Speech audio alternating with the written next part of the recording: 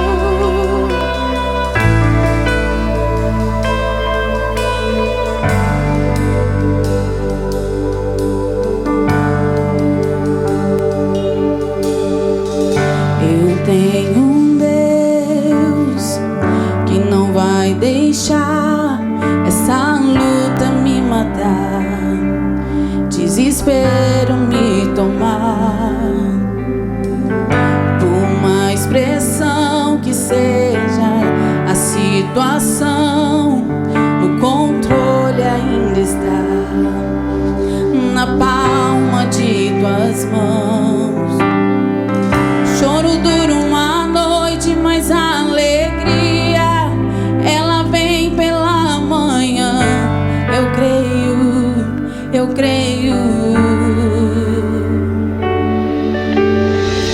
Choro dura uma noite, mas a alegria ela vem pela manhã. Eu creio, eu creio.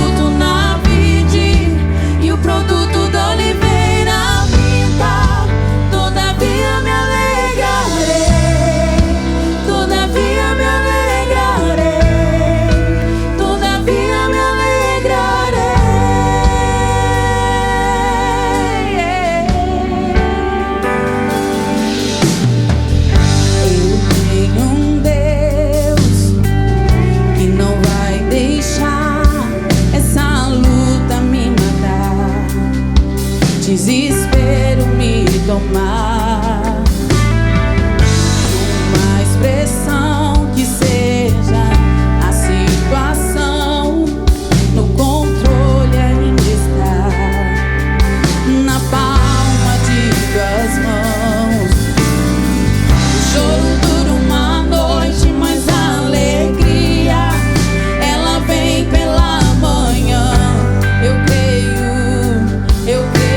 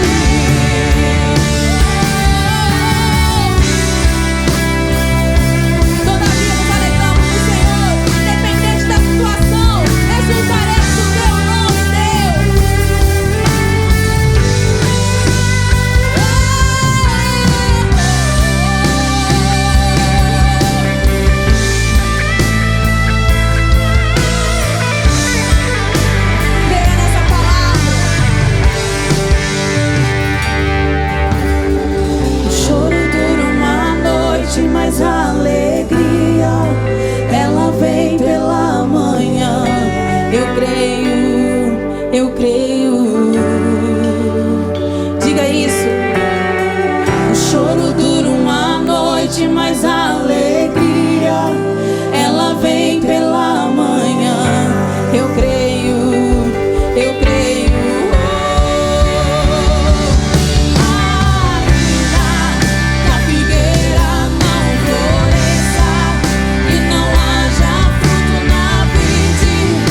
Produto da Oliveira Pinta.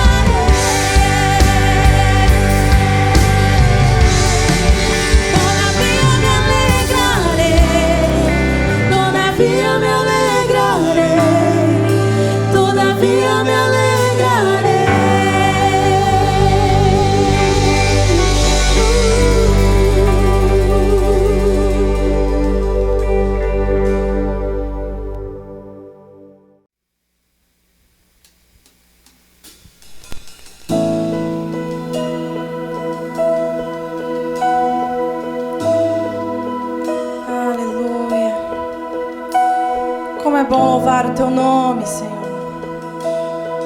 Tu és tudo, Jesus, na nossa vida.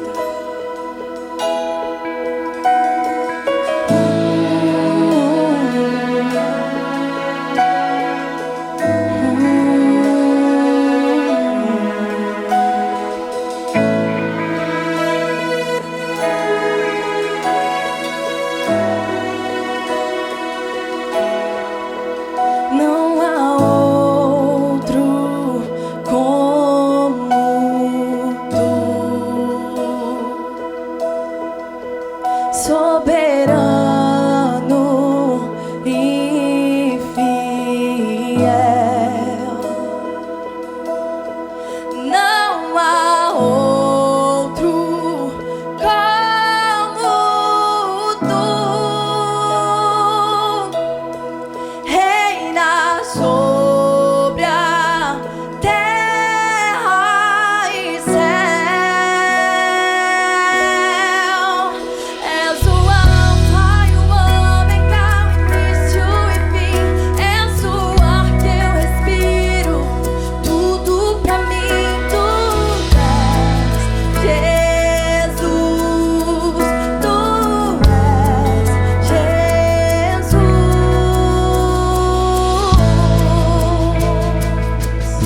E não há outro além de ti, Senhor. Tu és tudo, Jesus.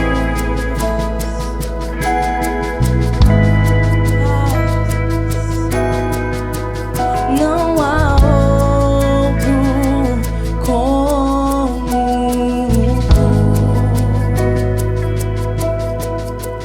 Soberano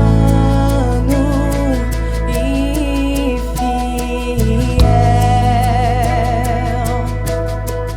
não há outro como tu.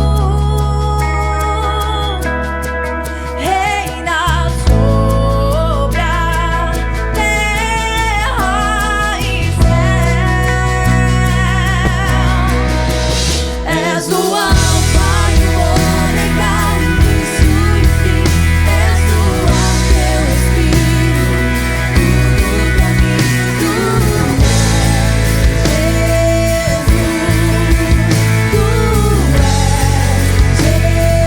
Jesus.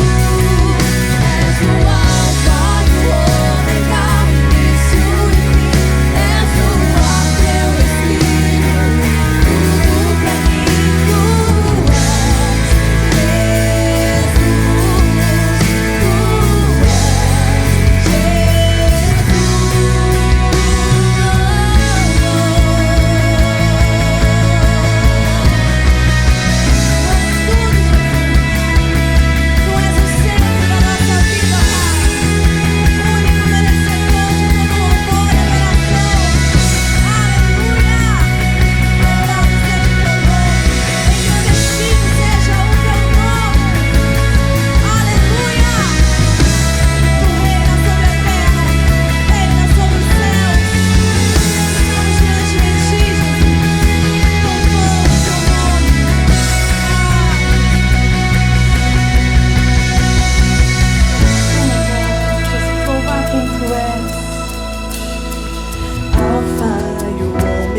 O início e fim, tudo pra mim, tudo pra mim.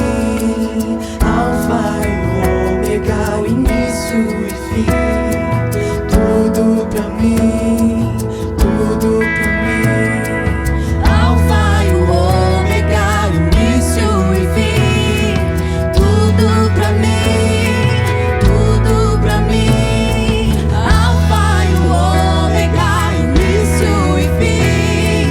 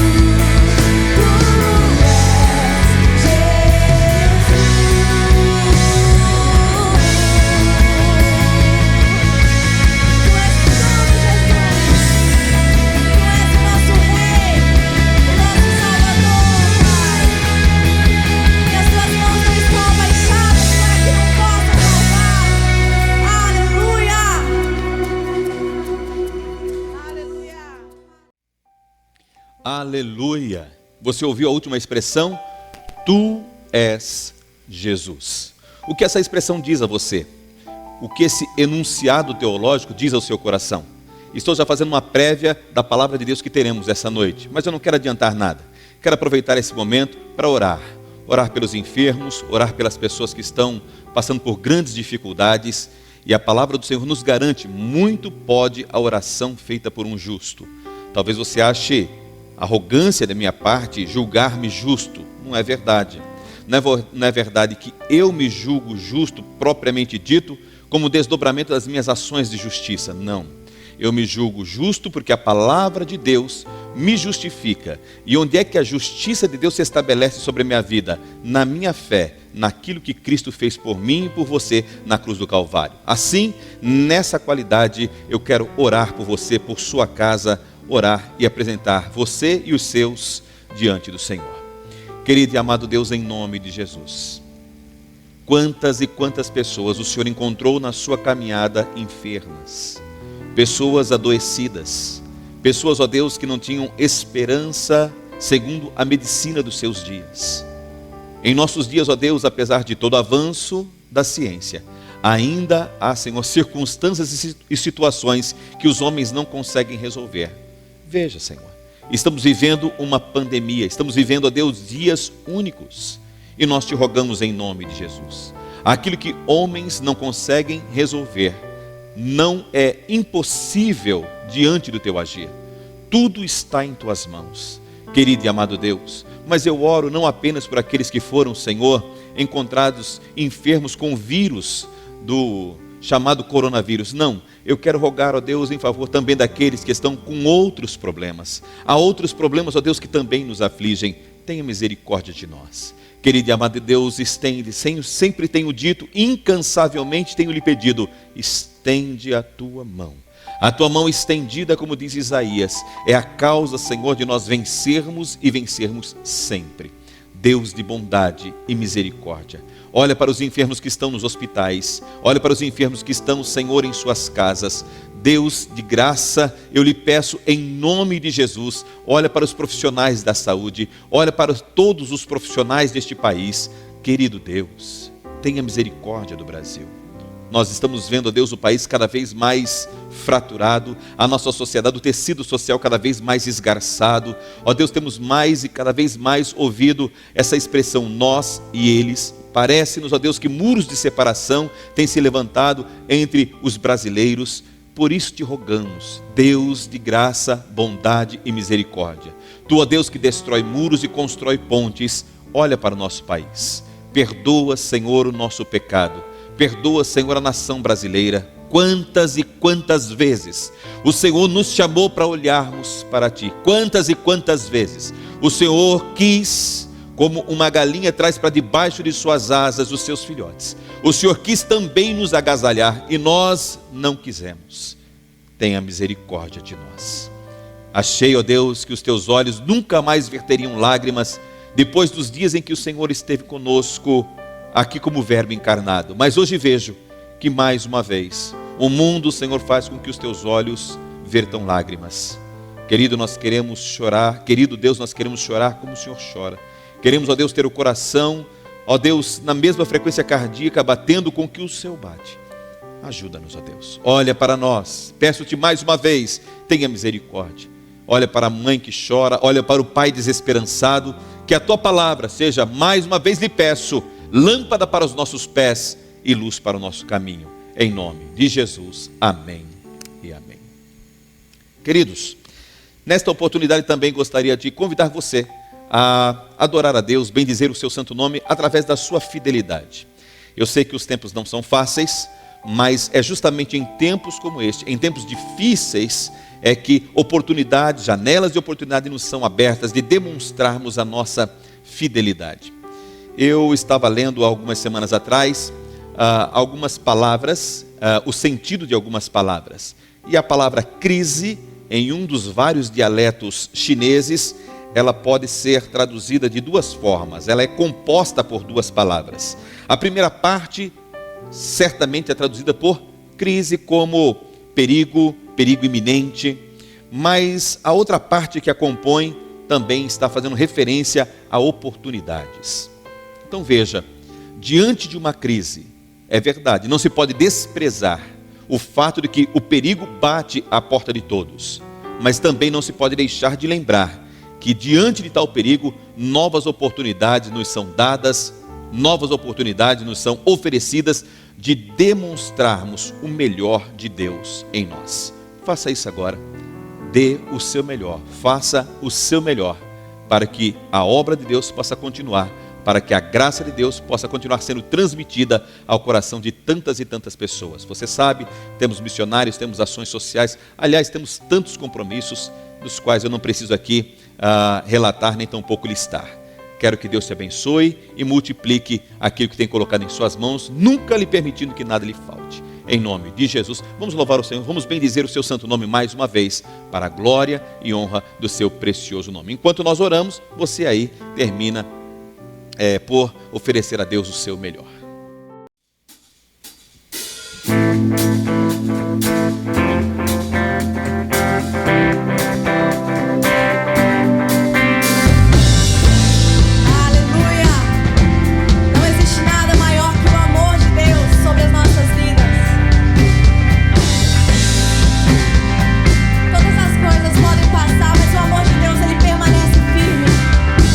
Louvamos a Deus por isso, com palmas assim, ó.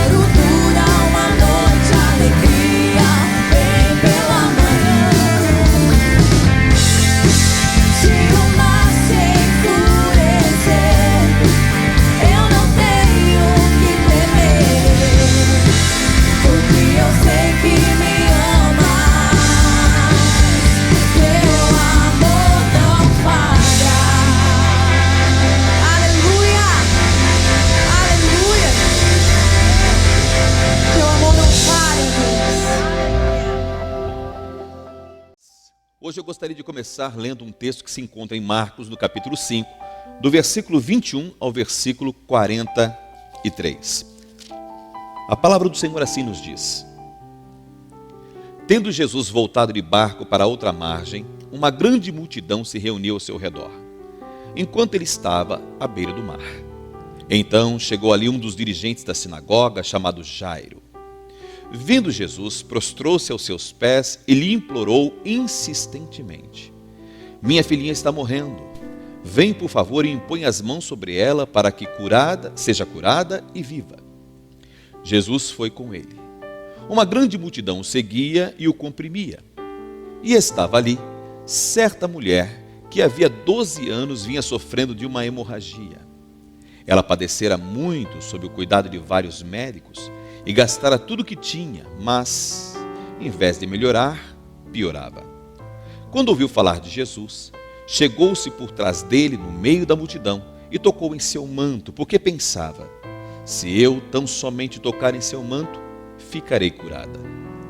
Imediatamente cessou sua hemorragia e ela sentiu em seu corpo que estava livre do seu sofrimento.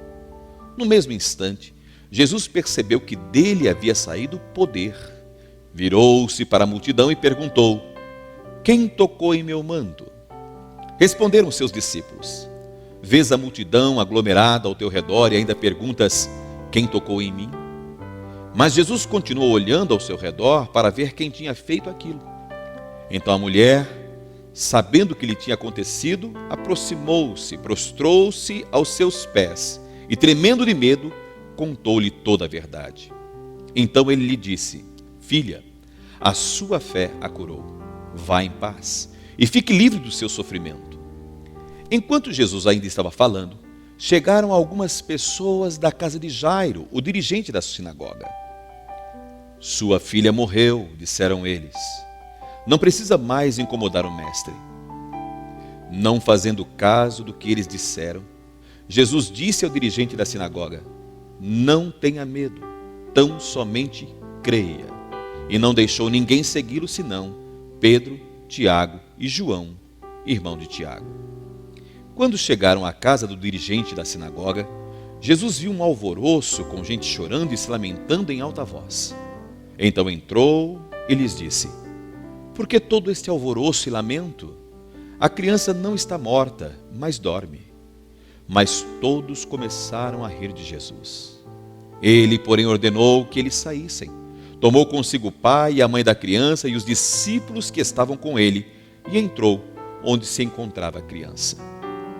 Tomou-a pela mão e lhe disse: Talita cumi, que significa: Menina, eu lhe ordeno, levante-se. Imediatamente a menina, que tinha 12 anos de idade, levantou-se e começou a andar. Isso os deixou atônitos. Ele deu ordens expressas para que não dissessem nada a ninguém e mandou que dessem a ela alguma coisa para comer. Que palavra maravilhosa! Quando alguém parte para a eternidade, o que fica são as lembranças no coração daquelas pessoas com as quais conviveu de maneira mais próxima. É possível também que esta pessoa que partiu para a eternidade deixe os frutos do seu trabalho, quem sabe alguma herança. No caso daqueles que tiveram filhos, deixam parte de sua herança genética, biológica, em geral. A existência de um ser humano afeta a vida de poucas pessoas. Mas no decorrer da história, alguns homens realizaram façanhas tão tremendas que afetaram a vida de milhares ou até mesmo de milhões de outros seres humanos. O Evangelho de Marcos registra um episódio na vida de Jesus em que um homem chamado Jairo se achega até ele. Esse homem pode não ser muito conhecido nos nossos dias e certamente pode até mesmo não constar na lista das personalidades mais influentes da humanidade, mas eu não posso ignorar que ele era um homem muito importante nos dias de Jesus. Ele era líder de uma importante sinagoga e o principal líder de uma comunidade também muito importante, a comunidade de Cafarnaum. A Bíblia diz que a sua filha tinha apenas 12 anos e com 12 anos foi acometida por uma terrível doença. Todos aqueles que são pais, todos aqueles que me ouvem agora sabem o que é que isso significa. quando os nossos filhos adoecem, a dor, a incerteza, a angústia na alma, e leva-nos certamente a nos colocarmos diante de Deus em oração em favor dessas pessoas a quem amamos tanto. Certamente Jairo, naqueles dias, usou do seu prestígio, falou com amigos, buscou soluções de muitas maneiras, de muitos jeitos, porém, todo o seu esforço foi em vão. A saúde da menina só ia de mal a pior. Nessa condição de dor, de desespero, ele foi até a pessoa de Jesus, prostrou-se aos seus pés, suplicou em favor de sua filha. E aqui eu preciso fazer uma pausa, aqui eu preciso lhe dar um pano de fundo. Essa atitude de Jairo era temerária, porque as principais autoridades religiosas não viam a Jesus com bons olhos, não tinham a Jesus em alta estima. Para os senhores da religião, Jesus estava mais para um subversivo, um freelancer desautorizado, mesmo que demonstrando um poder e uma autoridade nunca antes vistos no Estado de Israel, mesmo realizando muitos milagres, muitos prodígios. Os religiosos se incomodavam com Jesus, se incomodavam muito com o fato de Jesus não estar submisso a outros mestres e por ter ele mesmo a sua própria interpretação das leis de Moisés. Por isso não foram poucas as vezes que se colocaram contra o ministério de Jesus, que se opuseram à pessoa bendita de Cristo Jesus. Veja, se Jesus era visto com muitas reservas pelos religiosos, a chegar-se a ele, prostrar-se diante dele publicamente e fazer-lhe uma súplica, era absolutamente impensável e até mesmo temerário para um líder de uma sinagoga judaica. Jairo tinha razões suficientes para manter-se à distância, mas havia uma razão maior que o impulsionava na direção de Cristo. Ele era pai, e um pai amoroso. Queridos, há alguns detalhes nesse texto que nós não podemos deixar passar. O relato nos mostra que ao se achegar a Jesus, Jairo vem munido de uma teologia e não de uma fé relacional. Veja, ele vem com um enunciado. Olha as palavras dele são estas: vem, impõe as suas mãos sobre a minha filha e ela será curada. Isso não é um ato de fé racional. Essa é uma premissa teológica. E aí você deve estar perguntando, e qual é a premissa teológica escondida atrás destas palavras? Veja, preste bem atenção. Para Jairo, Jesus é um profeta. E os profetas são como que canais de bênção, do poder, da graça de Deus. Então, se ele, Jesus, for até a sua filha como um profeta e lhe impor as mãos, a bênção de Deus passará por ele, chegará à sua filha e ela será curada. A atitude que ele tem para com Jesus não é uma atitude de fé, não é uma atitude de fé na pessoa bendita de Jesus.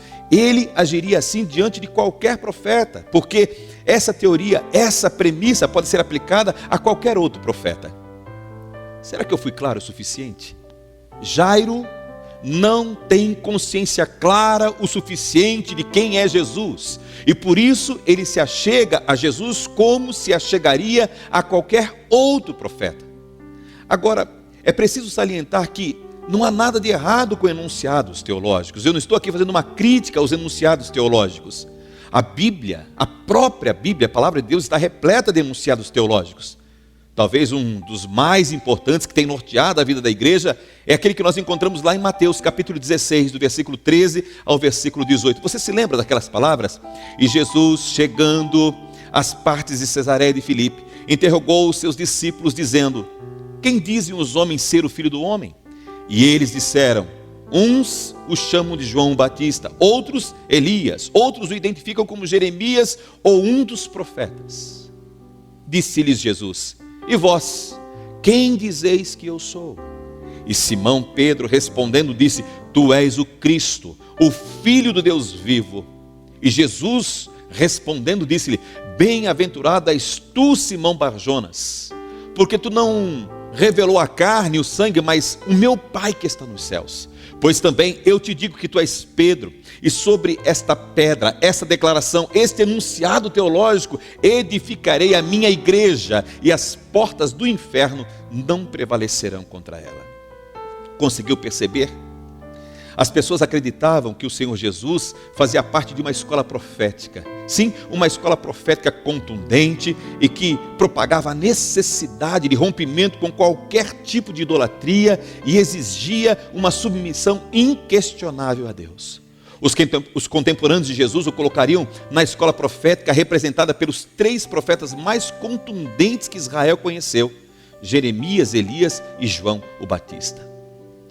Diante desse enunciado teológico, Jesus se volta para os seus discípulos e pergunta: e vós, o que é que vocês dizem que eu sou? É Pedro que toma a dianteira e dá uma resposta surpreendente: tu és o Cristo, o Filho do Deus vivo. Em outras palavras, Pedro era como se estivesse a dizer com toda a certeza que Jesus é Deus e que esse Deus se manifestou em carne para nos salvar. Diante dessa declaração, desse enunciado, Jesus mostra a Pedro que ele acaba de receber uma revelação da parte do Pai e afirma que sobre esse enunciado, essa revelação, sobre essa declaração, ele, Jesus, edificaria a sua igreja. Então fica claro que a pedra fundamental da igreja não é Pedro, mas a declaração de que Jesus é o Filho de Deus, conforme a descrição dada por Pedro, revelada pelo Pai. Por isso, enunciados são tão importantes. Deixa-me lhe dizer algumas coisas, aproveitar esse momento. Pode ser que alguém crê que Jesus é o maior de todos os líderes que o mundo já conheceu. Isso é verdade, mas não é suficiente para tornar qualquer homem ou mulher membro do corpo de Jesus Cristo.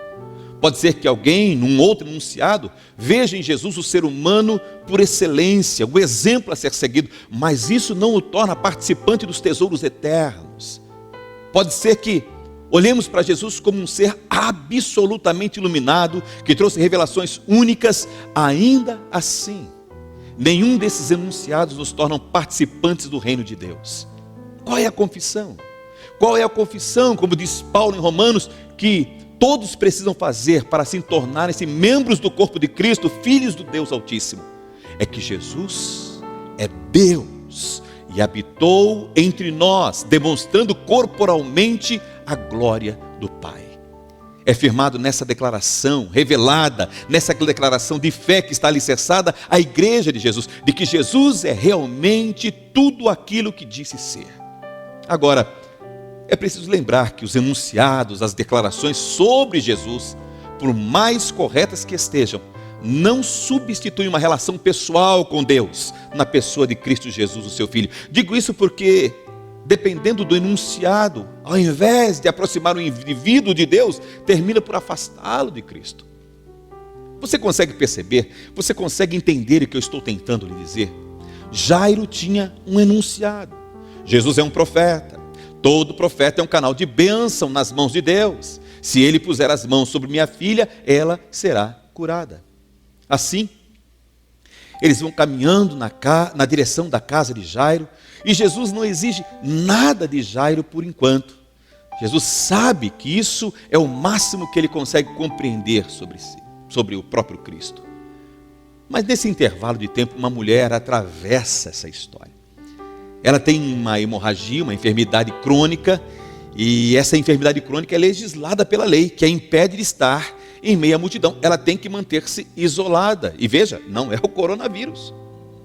Ela está desesperada, pois os médicos não puderam ajudá-la, diz a Bíblia. A medicina daqueles dias estava muito longe da medicina tal qual nós a conhecemos hoje em dia.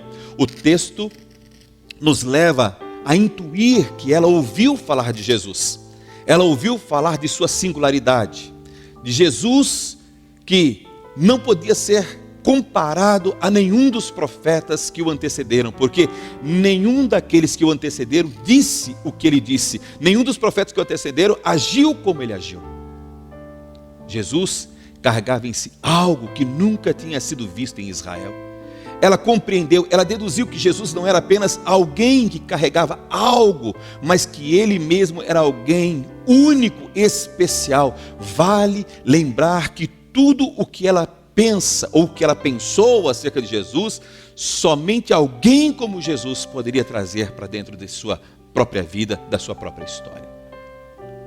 Ninguém poderia, nem ao menos perceber a sua presença naquele lugar. Ela quer se passar despercebida. Ela trabalhava com a seguinte hipótese: se eu apenas e tão somente tocar em suas vestes, eu ficarei curado, eu não preciso aparecer. Será que conseguimos perceber a diferença? Jairo diz: se você tocar na minha filha, ela será curada. Ele tem um enunciado teológico. Ele não está vendo a Jesus como único, mas como um entre muitos profetas. Havia tempos que profetas não se manifestavam nos termos de Israel. Ele tem toda uma teologia sobre profetismo. Para ele, Jesus é mais um a figurar numa lista profética que ele conhece tão bem e que é capaz de descrever. É Jesus de Nazaré. Mas se fosse João, se fosse profeta, se fosse Elias, ele agiria do mesmo modo. Se fosse qualquer outro profeta, em qualquer outro tempo, ele teria agido da mesma forma. A mulher pensa o contrário. Se eu apenas e tão somente tocar em suas vestes. Veja, ela pensa, não preciso tocar nele. Ela tem uma outra concepção, ela tem uma outra visão acerca de Jesus, absolutamente diferente. Jesus, para ela, é a encarnação do poder de Deus, não é apenas um canal do poder de Deus. Tudo o que toca nele, em Jesus, fica impregnado dessa glória, desse poder, dessa graça que ele encarna. Nessa confiança, ela vai e toca nas vestes de Jesus em meio à multidão. Pasmem. A hemorragia se estanca imediatamente. O milagre floresce, a cura se brota sem detência depois de 12 anos. E a Bíblia diz que foi imediatamente. Diante disso, Jesus parou e perguntou quem o havia tocado. Os discípulos, como você sempre está acompanhando e percebendo, eles sempre têm um parecer um tanto estranho. E eles dizem, quem não te tocou? Não é quem te tocou, Senhor, é quem não te tocou. Aquela mulher poderia esperar qualquer coisa, menos o fato de que tivesse provocado a Deus. Jesus diz, de mim saiu poder. Para Jesus há uma enorme diferença entre tocar e empurrar. As pessoas estão empurrando, as pessoas estão atropelando, tropeçando, mas Jesus está se percebendo ser tocado, assim como hoje. Talvez aí, onde você esteja me assistindo, perto de pessoas a quem você ama, alguns de vocês estão somente diante de um aparelho televisivo, estão diante de um smartphone, mas há outros que estão se permitindo tocar pelas mãos do Senhor, há outros que através da sua fé estão tocando nas vestes de Jesus. Jesus parou, os discípulos começaram a ficar constrangidos, a parada de Jesus está pondo sobre prova o enunciado de Jairo. Porque Jairo está correndo contra o tempo. Jesus tem que chegar rápido, porque a morte não espera e nem se submete. Para Jairo, Jesus não pode parar, Jesus não pode se envolver em outros assuntos, pois a morte já deu a palavra com relação à sua filha. Mas Jesus insiste em saber quem ele tocou. Vale lembrar que Jesus sabia com exatidão o que estava acontecendo na mente e no coração de Jairo, mas ainda assim, ele para descobrir quem o havia tocado. Jesus sabe que alguém o tocou com autoridade, que somente alguém com fé é capaz de tocar em Jesus, que alguém que quer que ele se revele, alguém que quer que ele seja não apenas tocado, mas também quer receber de sua parte um toque. Queridos, quero louvar a Deus por esta oportunidade. Qualquer pessoa que toca Jesus com tamanha fé, certamente arrancará de Jesus, trará para si da parte de Jesus, poder e resposta para a sua dificuldade, para a sua enfermidade. Jesus quer que se revele quem é essa pessoa que o tocou com tamanha fé. Jesus quer que essa pessoa que arrancou dele poder se manifeste. Vendo que não podia ocultar-se, a mulher conta a história e Jesus diz, filha, a tua fé te salvou, vá em paz. Aqui eu quero destacar apenas duas coisas, rapidamente. Primeiro, perceba, o texto claramente nos mostra que Jesus é sensível à fé. Sim, Jesus tem sensibilidade aguçada ao exercício da fé. Se sabemos disso, faremos muito bem em crer, em depositar nele a nossa confiança. Essa mulher não fala com Jesus, ou seja, ela não se antecipa a uma resposta vinda de Jesus, ela simplesmente o toca por fé. Em seu coração, ela pensa assim, eu vou até ele, eu vou nele tocar, e se ele falar não, falou não. não vou com uma concepção de resposta preconcebida. Eu não vou colocar na boca do Senhor já uma resposta negativa para a minha dor, para a minha angústia. Talvez você esteja me ouvindo e deixando de receber da parte de Deus o que precisa, justamente porque está se antecipando a uma palavra vinda da parte de Deus. O Senhor ainda não abriu a sua boca, o Senhor ainda não deu uma resposta. Talvez você esteja colocando nos lábios do Senhor uma palavra negativa. Ele nunca proferiu a seu respeito nenhuma palavra. Vai proferir, vai dizer. Deixe o Senhor ter a liberdade de dizer: a tua fé te salvou. O Senhor quer nos atender e já deu mostras do seu imenso interesse. Ele nos deu a Cristo, e nos dando a Cristo, Paulo nos pergunta: como não nos dará juntamente com Ele todas as demais coisas, todas as demais bênçãos das quais tanto precisamos? Está na hora de fazermos como aquela mulher. Precisamos agir com coragem, com determinação. Eu vou falar com Ele, eu vou buscar a Ele, eu vou tocar nele, eu creio nele e não tenho uma teoria sobre Ele. Eu sei em quem tenho crido e também sei que Ele é poderoso para fazer infinitamente mais do que eu preciso, infinitamente mais do que eu penso. Eu sei que Ele é a encarnação da graça de Deus, como disse Paulo aos Efésios. Em Cristo nos foi derramada superabundante graça. Ele é a encarnação da graça, da glória e da bondade de Deus. Se Ele disser não, eu aceitarei o seu não. Mas eu vou a Ele. Eu quero ouvir dos seus lábios. Eu vou a Jesus porque Ele é sensível à fé e tem os seus olhos voltados para todos aqueles que nele depositam a sua confiança. Em meio às lutas, não tente adivinhar o que Deus pode ou não fazer, a resposta que Ele tem ou não para a sua oração. Vá a Jesus. Ele pode dizer não, claro. Se este for o melhor para mim e para a sua vida, Ele o dirá. Mas não nos antecipemos a Jesus. Há pessoas que fazem e então não colocam diante de Deus a sua agrura, não colocam diante de Deus a sua angústia, não colocam de Deus a sua fé. E assim as suas orações ficam vazias, ficam sem significado. Nós podemos orar, porque Deus ouve orações de pessoas que creem. Deus reage à fé. Fé esta que é um presente de Deus a todos nós. Quero terminar esse arrazoado dizendo que a oração se torna infrutífera quando ela está baseada apenas e tão somente num enunciado e não num relacionamento afetuoso com a pessoa de Cristo Jesus. Aqui está o problema de Jairo. A sua oração não era relacional, e sim teórica, fria, pois precisava se encaixar nos moldes dos seus pensamentos e satisfazer os enunciados que ele tinha sobre o que era ser profeta. Que grande equívoco ele cometeu, e você e eu não podemos cometer. Aqui está a razão pela qual nós não podemos desprezar os enunciados teológicos, mas nós também não podemos nos limitar a eles.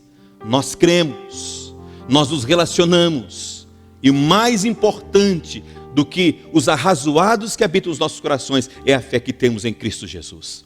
O texto na sequência nos diz que os amigos chegaram e trouxeram uma má notícia. Mas Jesus, sem acudir a tais palavras, voltou-se para Jairo e disse: não temas, continua crendo. E aqui tem a nossa segunda e última lição. Jesus não dá a mínima, Jesus não liga para nenhuma notícia ruim, para nenhuma má notícia. A má notícia entrou, a má notícia atravessou, sim, entrou na alma de Jairo, atravessou o coração de Jairo. Se nós pudéssemos ouvir os pensamentos de Jairo, nós certamente ouviríamos essas frases: eu sabia que nós não deveríamos ter parado, eu sabia que a cura dessa mulher não poderia ser mais importante do que a enfermidade da minha filha. Ela já teve a sua oportunidade de vida, já é uma pessoa vivida. A minha filha está apenas começando a sua vida. Agora, perceba que todo aquele arrazoado, todo aquele enunciado teológico de Jairo cai por terra. Jairo precisa decidir se vai crer em Jesus, mesmo que isso não corresponda a todo o seu enunciado teológico, ou então se vai dar crédito a notícias que os amigos lhe trouxeram de que já não resta mais esperança. Agora Jairo vai ser alcançado pela fé. Nós temos que aprender com Jesus a não dar valor demasiado às más notícias. A última palavra quem tem é Jesus. A última palavra quem dá é Jesus. Jesus chega na casa e vê um alvoroço e ele pergunta: por que estão em alvoroço? Por que estão com todo esse desespero? A palavra última ainda não foi dada. A criança não está morta. Veja, diante dos olhos de todos, a situação já não tem mais como ser revertida. Mas para Jesus não há impossíveis. Numa situação semelhante, você há de se lembrar, Jesus chorou também, lá na casa de Marta, de Maria, perto do túmulo de Lázaro. Parece que o que Jesus está enfrentando aqui é a incredulidade. Lá, Jesus encontrou sinceridade, de quem não sabe o que fazer com a perda. Mas aqui a incredulidade está estabelecida, as pessoas estão rindo. Lá é pranto, mas aqui é alvoroço. Os dois fatos não combinam. O restante dessa história todos nós a conhecemos. Queridos, a Bíblia nos diz que Jesus entrou na casa de Jairo. A Bíblia nos diz que Jesus pediu que as pessoas, ordenou que as pessoas dali saíssem, e aí sim, tomou a palavra e a deu. E a palavra era contrária a toda e qualquer má notícia. A palavra má, a notícia ruim, era de que não havia mais solução, de que a menina havia chegado ao fim da sua vida. Mas Jesus, contrariando todas as expectativas, disse: Talita cumi, menina, te digo, levanta-te. E não restou outra alternativa ao espírito daquela menina, senão outra vez tomar aquele corpo e fazê-lo agora com saúde. Perceba, não é só trazer da morte para a vida, é restaurar a saúde, é impedir que aquilo que havia trazido à morte aquele corpo agora possa agir outra vez. Jesus não apenas traz a vida, mas restaura-lhe a saúde. Queridos, que a nossa relação com Deus, sim, se dê através de enunciados teológicos, mas que não permaneçam, que não sejam circuncidados e nem limitados por eles. Eles têm o seu valor, têm a sua importância, mas o mais importante é a fé. Aquela fé que o Senhor nos deu, aquela fé que o Senhor nos facultou, de que a última palavra está na boca de Deus. A última palavra com relação ao seu casamento está na boca de Deus. A última palavra com relação aos seus negócios está na boca de Jesus. A última palavra com relação à sua saúde vem de Deus. A última palavra com relação ao nosso país não está nas mãos daqueles que falam em nome da população. A última palavra ainda permanece na boca de Deus. E nós vamos aguardá-la. E nós vamos nela confiar. Nós não vamos nos antecipar a um quadro ruim. Pelo contrário, nós não vamos ficar acreditando que as coisas ainda hão de piorar. Não, nós nos colocaremos em oração, crendo que o mesmo Deus que nos abençoou e nos guardou ontem é o mesmo Deus que nos guarda e nos abençoa hoje. É o mesmo Deus que nos garante o futuro, visto que o futuro está em suas mãos. Que Deus te abençoe e guarde, que nada lhe falte, que a sua mente esteja sempre encharcada com essas verdades. Jesus é tremendamente sensível à fé. Jesus não dá valor às más notícias. Assim sendo, guarde esta palavra no seu coração. Permaneça com a fé em dia, vigorosa, lembrando-se sempre que a última palavra, mesmo em meio às más notícias, vem dos lábios do Senhor. Que Deus te abençoe e guarde, nada lhe falte em tempo algum, que a boa e poderosa mão do Senhor permaneça sobre você. Quero orar para que a gente possa finalizar e assim a graça do Senhor mais uma vez ministrada sobre nós se manifestar. Querido Deus, te louvamos e bendizemos. Te rendemos graças pelo teu cuidado para conosco. Obrigado por esta palavra. Querido Senhor, Jairo, que viveu há tantos e tantos anos atrás, pode até mesmo não figurar entre as pessoas mais importantes e influentes da humanidade, mas com certeza a sua história, com certeza, porque foi atravessada pela pessoa de Cristo Jesus, é lembrada em todos os cantos da terra e serve como estímulo e ânimo para todos aqueles que se encontram em situações de dificuldade. Nós te louvamos e bendizemos em nome de Jesus. Que o grande amor de Deus, a graça que há em Cristo Jesus nosso Senhor, a comunhão do Espírito Santo seja sobre todos nós, não só hoje, mas para todo sempre. Amém. Amém.